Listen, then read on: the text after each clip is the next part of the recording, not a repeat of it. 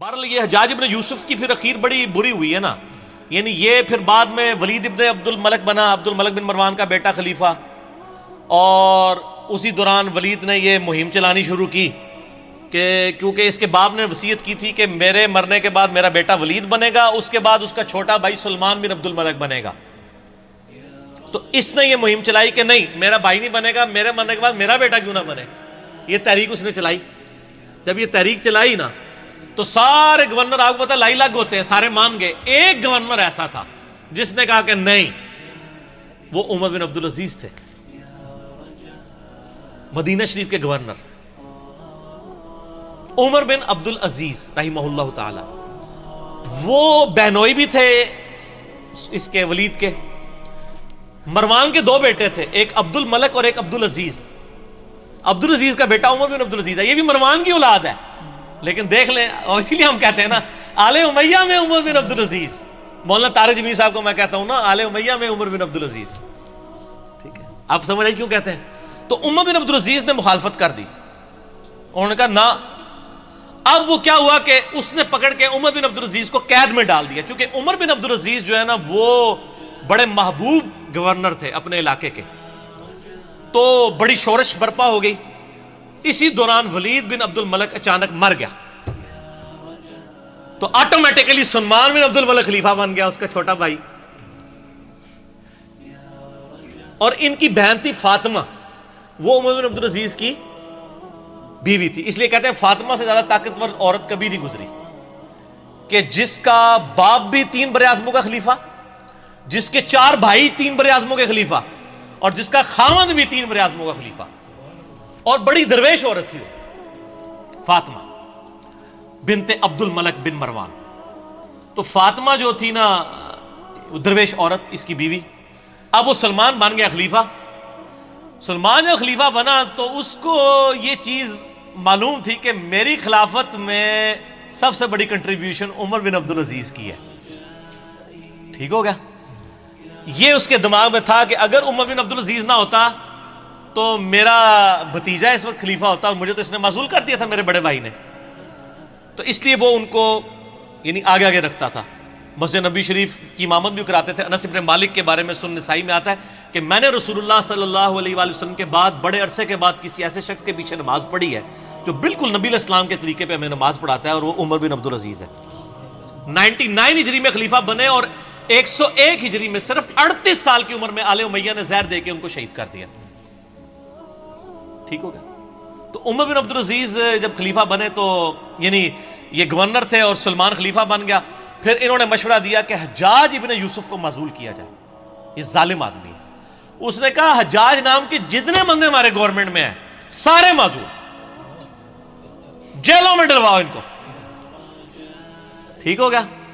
اب جب یہ جیلوں میں گئے نا تو محمد بن قاسم کا بھی رگڑا لگ گیا، جس نے یہاں پہ، وہ حجاج ابن یوسف کا کیا تھا؟ رشتہ دار تھا نا، بانجا تھا نا، بانجا یا بھتیجا۔ تو اس کو پھر مفتے میں رگڑا لگ گیا، اس کو پھر بلا کے جیل میں ڈالا گیا۔ وہ کہتے ہیں نا جی وہ نباز جیل ہی پاتا سی، اس لیے کہ پیچھے خلیفہ چینج ہو گیا تھا۔ تو حجاج ابن یوسف کے جتنے بھیجے ہوئے تھے نا، اس کو چونکہ وہ گورنری سے گیا تو اس کے بھی سارے فرستادے فارغ ہو گئے، اور پھر یہ خیر بڑی بری موت مرا، یعنی اس کو پھوڑے نکل آئے اور پیپ نکلتی تھی۔ پھر مرتے مرتے یہ کہتا تھا کہ جی اللہ تعالیٰ تو ماں سے زیادہ محبت کر، جو ساڑھے لوگ بھی کہتے تھے۔ حسن بصری کو کسی نے بتایا کہ وہ تو کہتا ہے کہ جی اللہ تعالیٰ کی رحمت تو میرے گناہوں کو تو اس کے سامنے کچھ بھی نہیں ہے۔ تو حسن بصری نے فرمایا حجاج چاہتا ہے کہ دنیا بھی اپنی مرضی کی گزاری ہے اور آخرت بھی اپنی مرضی کی گزارے، اس طرح تو نہیں ہوتا کہ دونوں جہانی مٹھے باؤ، دونوں جہاں تو نہیں مٹھے میں آ سکتے نا، یا دنیا یا آخرت، ٹھیک ہو گیا؟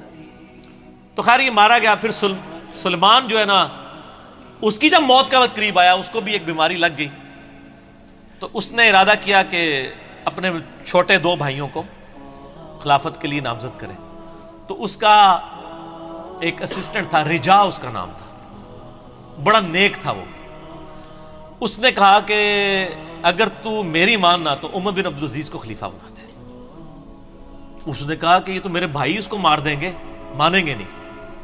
اس نے کہا نہیں، ان کا علاج ہے میرے پاس، دیکھ تو اگر خلیفہ بنا تو اس کی وجہ سے بنا ہے، عمر بن عبدالعزیز حادثاتی طور پہ جو ہے نا وہ خلیفہ بن گئے تھے، ورنہ ان کو کس نے بنانا تھا اتنے نیک آدمی کو؟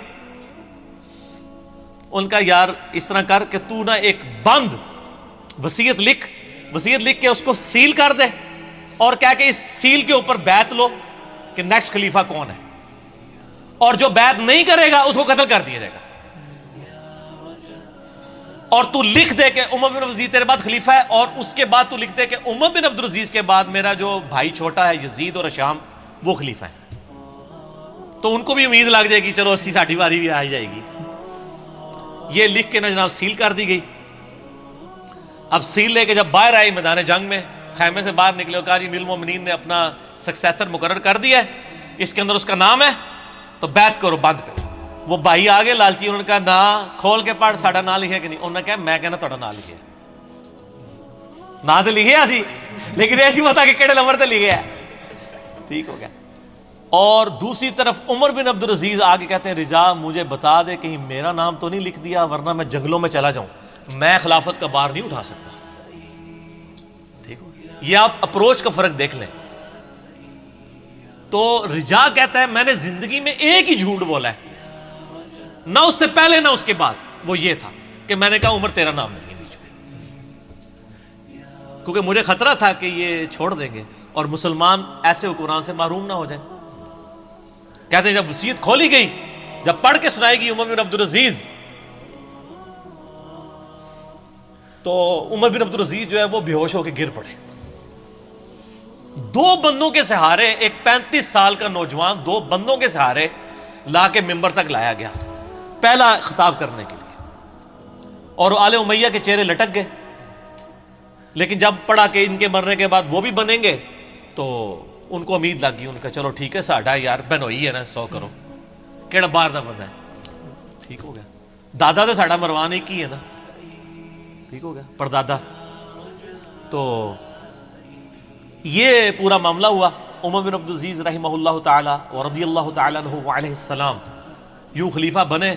پھر سر 2 سال صرف ان کو رہنے دیا ہے، 2.25 سال، جتنی حضرت ابوبکر کی خلافت کا ٹینیور ہے نا اتنا ہی ان کا۔ اور دیکھ لیں اسلام میں 5 خلفاء ابوبکر، عمر، عثمان و علی اور حسن ابن علی کے بعد 6ٹھا خلیفہ ان کو مانا جاتا ہے، بیچ میں کسی کو خلیفہ نہیں مانا جاتا الا منہاج النبوہ۔ 2 سال کے اندر، 2.25 سال کے اندر انہوں نے پچھلے 40 سال میں آل امیہ نے جتنی لوگوں کی جدادیں ہتھیائی تھی نا ان کی اولادوں کو بلا کے واپس کی۔ جو جاگیر فدق تھی وہ بنو ہاشم کے حوالے کر دی، اور ممبروں پہ جو پچھلے 60 سال سے سب و شتم ہو رہا تھا مولا علی پر، لعنت کروائی جاتی تھی، وہ بند کروا کے ان اللہ یأمر بالعدل والاحسان یہ والی آیت خطبے میں داخل کی، اور تبدیلی آ گئی جناب۔ یہ تبدیلی تھی جو آئی۔ اور راوی کہتے ہیں کہ جی عمر بن عبدالعزیز جب خلیفہ بنے نا، اس سے پہلے تک یہ حالت تھی کہ لوگوں کی چوراہے پہ یہ گفتگو ہوتی تھی تیرے کتنے پلاٹ ہیں اور تیرے کتنے بنگلے ہیں اور تیری کتنی بیوی ہیں۔ اور جب عمر بن عبدالعزیز خلیفہ بنے تو چوراہوں پہ یہ گفتگو ہوا کرتی تھی کہ تو نے اس ہفتے کتنے نفلی روزے رکھے اور کتنا قرآن پڑھا۔ کیوں کہ جب عمر بن عبدالعزیز جمعے کی نماز پڑھانے کے لیے آتے تھے تو 10-10 15-15 پیوند ان کے کرتے کے اوپر لگے ہوئے ہوتے تھے۔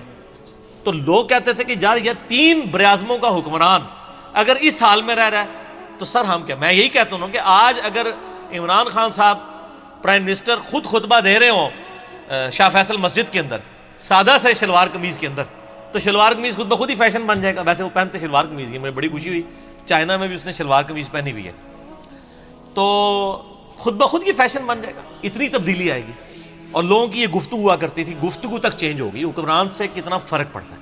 خیر پھر یہ ظاہر ایسے حکمران کی طرح ہضم ہوتے ہیں، پھر ان کو زہر دے کے شہید کر دیا گیا، لیکن انہوں نے اتنی تبدیلی کر دی تھی، اسی لیے ان کو اسلام کا پہلا مجدد کہا جاتا ہے۔ یہ واحد مجدد ہے اسلام کی ہسٹری میں جس کو سنی اور شیعہ دونوں مجدد مانتے ہیں، اس کے بعد کسی مجدد پہ متفق نہیں ہے سوائے امام مہدی 12ویں مجدد کے، 12ویں خلیفہ کے۔ یہ ہیں وہ شخص عمر بن عبدالعزیز۔ چونکہ حجاج ابن یوسف کی بات تھی تو حجاج ابن یوسف کا انجام بھی بتانا تھا، اس کے ساتھ یہ ساری چیزیں جڑی ہوئی تھیں، تو میں نے بتا دی اس لیے۔